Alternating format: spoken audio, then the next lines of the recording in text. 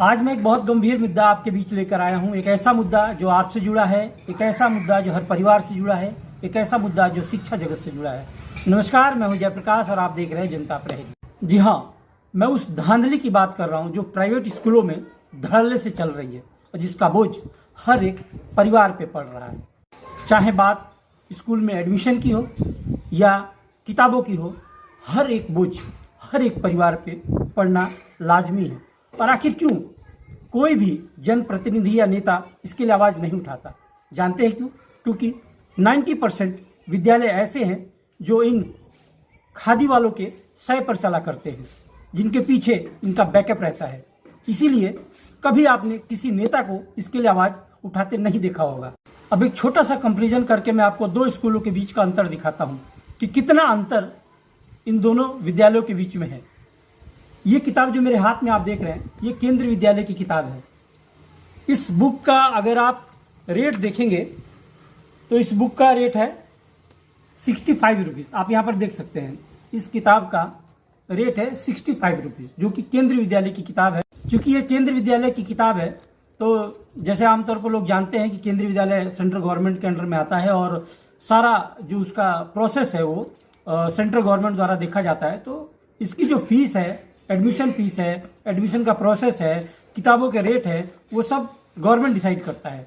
और ये बहुत ही मतलब कहे कि एकदम परफेक्ट रेट है, बिल्कुल, जो कि एक आम आदमी के पहुंच के अंदर ये रेट है। किताबों के दाम हो चाहे एडमिशन का जो प्रोसेस हो, वो बिल्कुल सिंपल है। हर साल आपको एडमिशन फीस नहीं देनी पड़ती है। एक बार आपने एडमिशन करा लिया तो 12th तक आपको निश्चिंत रहना है। केवल आपके बच्चे की क्लास प्रोग्रेस करेगी, एक क्लास से दूसरी क्लास में बच्चा जाएगा, लेकिन एडमिशन फीस हर साल नहीं लगेगी।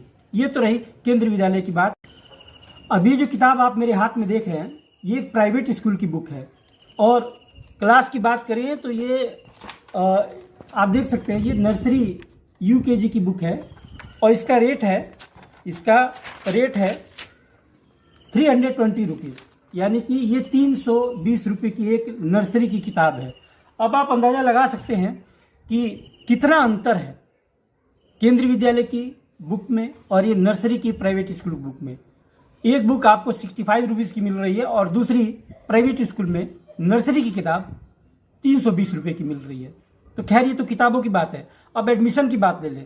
प्राइवेट स्कूलों में आप एडमिशन कराने जाएंगे तो हर साल अगर क्लास 1 से क्लास 2 में आपका बच्चा जाता है तो आपको वहाँ 10,000, 15,000 या 20,000 तक आपको एडमिशन फीस भी देनी पड़ती है। तो ये सब धांधली जो शिक्षा के नाम पर प्राइवेट स्कूल कर रहे हैं, इसके लिए आवाज़ आखिर उठाएगा कौन? अगर आप ये सोचते हैं कि आप जिनको वोट देते हैं, जिन नेताओं को चुनते हैं, वो इसके लिए आवाज़ उठाए, तो आप बहुत बड़ी गलतफहमी में हैं। क्योंकि यही वो नेता हैं, इन्हीं के सय पर ये विद्यालय चल रहे हैं, चाहे वो कहीं की बात हो। और ख़ास तौर से अगर बलिया में देखा जाए तो बलिया में तो बहुत बुरा हाल है।